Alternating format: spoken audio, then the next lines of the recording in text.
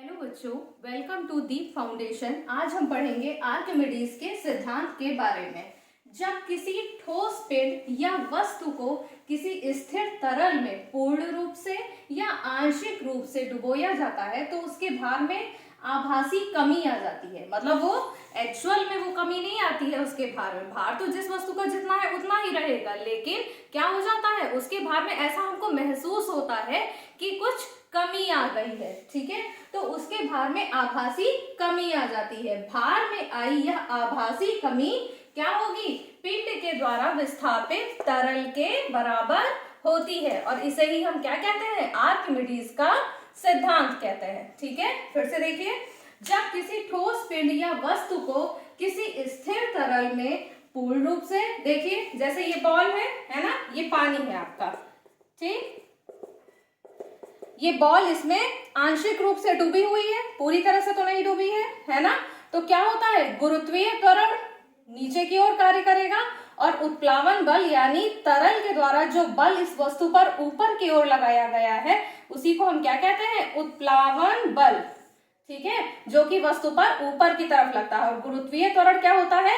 नीचे की तरफ लगता है। और तो इसी को हम क्या कहते हैं? आर्किमिडीज का सिद्धांत, कि भार में आई यह आभासी कमी पिंड के द्वारा विस्थापित तरल के बराबर होती है और इसे ही हम क्या कहते हैं? आर्किमिडीज का सिद्धांत। ठीक है, देखिए इधर ये शिप तैर रहा है ना पानी में, ये आपको ये समुद्र है ना, ये जहाज है तैर रहा है। तो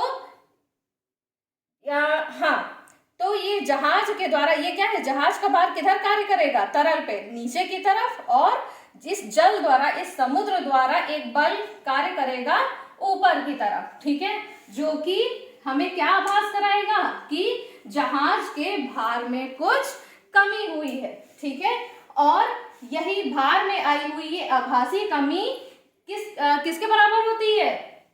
जितना पानी उसने विस्थापित किया। अरे जिस जगह पे ये है ना जहाज, उतना पानी वो विस्थापित करेगा, इधर उधर करेगा, थोड़ा पानी इधर आ गया, बाकी इधर आ गया, है ना। तो जितना तरल वो विस्थापित करेगा उसी के बराबर उसका भार में कमी महसूस होगी। मतलब जितना पानी वो हटाएगा उतना ही कमी उसके भार में महसूस होगी। ठीक है, इसे ही आर्किमिडीज का सिद्धांत कहते हैं। ठीक है, एक बार फिर से देख लेते हैं। जब किसी ठोस पिंड या वस्तु को किसी स्थिर तरल में पूर्ण रूप से या आंशिक रूप से डुबोया जाता है तब उसके भार में आभासी कमी आ जाती है। भार में आई यह आभासी कमी कैसी होती है? पिंड के द्वारा विस्थापित तरल के बराबर होती है और इसे ही हम क्या कहते हैं? आर्किमिडीज का सिद्धांत। ठीक है, भार में आई हुई कमी, भार में आई हुई आभासी कमी बराबर विस्थापित तरल की मात्रा।